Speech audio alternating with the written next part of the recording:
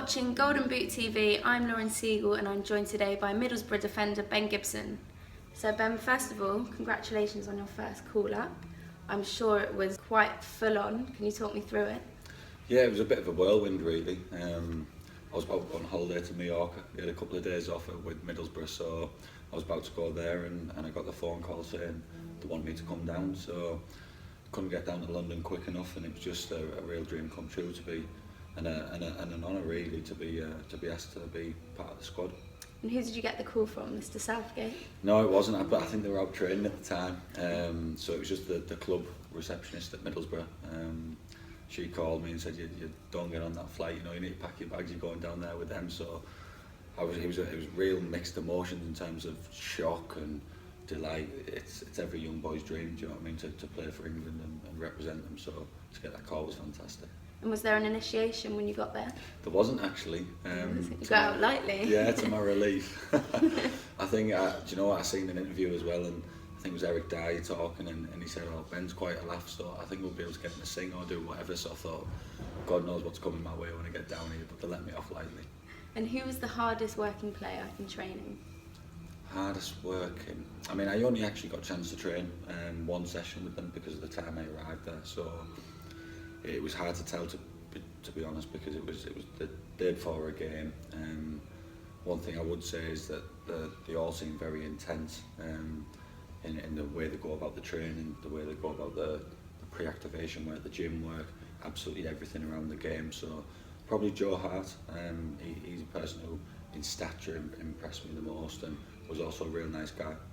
Yeah, I saw what he did last night at the game when he put Defoe in front of him with that Bradley, that kid. Did you see that? He let him lead them out, which was really, really nice. Yeah, lovely touch, yeah. Yeah, definitely. So moving on to Middlesbrough, what's it like playing for your hometown club? It's brilliant. It's, you know, you got to take the rough with the smooth. It's when it's good, it's great because you sort of, your emotions are multiplied, and it is fantastic. However, when you're not in a good run of form, it's probably worse. So that's the only thing. It's a bit of a roller coaster. The ups are great, the downs are a little bit worse, but you buy into that when you play for your hometown club. That again is another dream come true. Really, that was all I wanted to do when I was a little boy, was to represent Middlesbrough, play for Middlesbrough, and to do that and to have had the opportunity to captain them this season, being a real honour. And with your uncle Steve Gibson being the chairman, are there any perks? Not really. I actually think it works the other way. Really? Yeah, you know, it's sometimes you get a little bit more harsh. I think you have to do a little bit extra to prove yourself, because people automatically assume that you're only there for one reason. So growing up as a kid, ever since being a little boy, I've always sort of had to fight against that, and it's really motivated me to show everyone that I'm there on my own merit. And do the players give you stick for that? A little bit, as you can imagine, yeah. They'll drop the odd comment here and there, but I think they're all scared of him, to be honest, so they don't say too much. Fair enough. So how did all the players find out that Karanka had been sacked? We had a meeting with the chief executive. He came in and told us on the morning it had happened. You know, that it's not a nice thing that people lose their jobs, but this is football, and now that's happened, we have to get behind the new manager, Steve Agnew, and really work on getting out this relegation dogfight we're in. Is it difficult playing under a caretaker manager? Not with Aggers. He's someone I've known for a long time. He's a fantastic coach. He's his own man. He's got his own ideas that he wants to drip feed into the squad, and he's a real good guy. So to be honest, on this occasion, definitely not. Have you found there's been a huge difference playing for a championship team and then moving into the Premiership?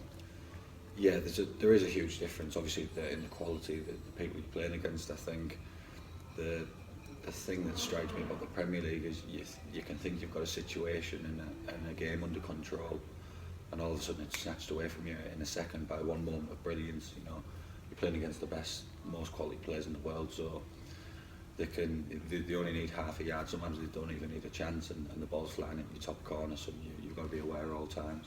Which teams impressed you the most? Tottenham, I think. They beat us twice. Fantastic side, really athletic, powerful, but fantastic on the ball. Play out from the back regardless of what pressure you apply. And just real good team. I know you're only 24, but what's been the best moment of your career so far? Probably getting the call the other day. That along with getting promoted with Middlesbrough last year, both of them were fantastic really. To get promoted, we've had a long hard time out of the Premier League with Middlesbrough. It's been hard for the town. I think 7 years we were out of the Premier League. So to finally get that status back, and to do it on the last day of the season at home at the Riverside was an unbelievable day. And again, the other day when I got the call for me and for my family, it was just a real honour. Who's the best player that you've ever played with? I would say Harry Kane for the England and the 21s. Harry just loves football, lives and breathes for football. He literally, that's all he thinks about. It's all he works on, and he deserves everything he gets because he's so dedicated to his profession. He's a top athlete, top guy, and he just constantly works to perfect his trade. It could be the same answer, but who's the best player you've played against? Do you know what? I'm actually going to say Romelu Lukaku. He's a real handful. He's got everything. Strong, quick, good with the ball. You know, I think is he the Premier League's top goal scorer this season? I think he might be.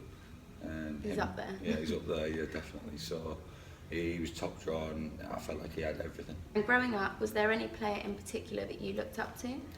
Funny enough, Gareth Southgate. He was Middlesbrough captain. Epitomised everything that was good about the town and about the club, and he was someone who as a little boy I looked up and I wanted to be him. Captain of Middlesbrough in the best years the club's ever had, and yeah, he was really real good player. Does he know that you looked up to him? I think so, yeah. I think I've read the interviews I've done about him, so it's a little bit cringy for me to say now, but I think everyone just thinks that I'm being like a teacher's pet saying that now, but it's the truth, to be honest. And finally, if you could play for any team in the world, who would it be? Yeah, you think you'd have to say Real Madrid. Huge team. I think that's the pinnacle. You know, you only play for Real Madrid if you're one of the best players in the world. So, yeah, for me, I would say Real Madrid, and there's not many English players that have done it. Thank you so much for joining me, and again, congratulations on your call-up. Thank you.